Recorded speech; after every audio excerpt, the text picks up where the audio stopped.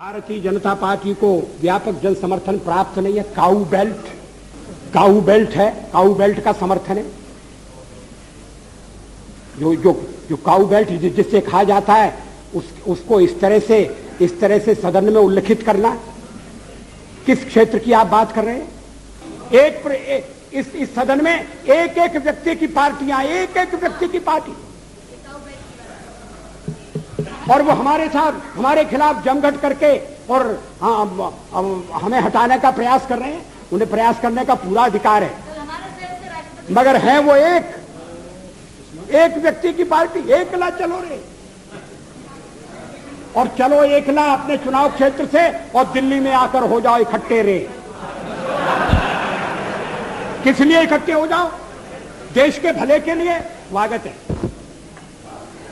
हम भी अपने ढंग से देश की सेवा कर रहे हैं,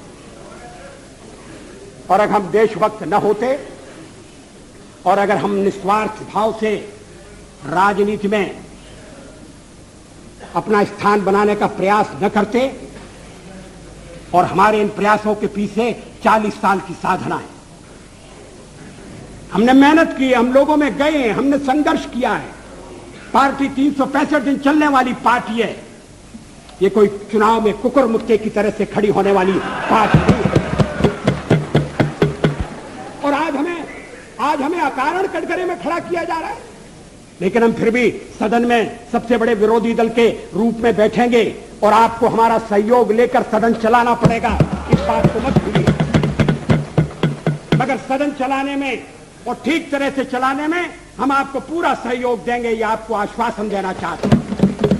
मगर सरकार आप कैसी बनाएंगे, वो सरकार किस कार्यक्रम पर बनेगी, वो सरकार कैसी चलेगी, मैं नहीं जानता। हमारा जनाधार नहीं है, हमें लोगों का व्यापक समर्थन प्राप्त नहीं है। अगर आप हमें छोड़कर सत्ता बनाना चाहते हैं और आप समझते हैं कि वो सरकार टिकाऊ होगी, मुझे तो उसके टिकने के लक्षण नहीं दिखाई देते। वो पहले तो उसका जन्म लेना कठिन है, जन्म लेने के बाद जीवित रहना कठिन है, और ये सरकार अंतर विरोधों में घिरी हुई देश का कितना लाभ कर सकेगी, ये एक प्रश्नवाचक चिन्ह है। हर बात के लिए आपको कांग्रेस के पास दौड़ना पड़ेगा, और जब आप उन पर निर्भर हो जाएंगे, अभी तो मैं नहीं जानता, पहले चर्चा हुई थी, कुछ शर्तें लगाई जा रही, फिर चर्चा हुई कि कोऑर्डिनेटिंग कमेटी बनाना पड़ेगी। फ्लोर पर भी हम लोग कोऑर्डिनेशन करते हैं, उसके बिना तो सदन नहीं चलता।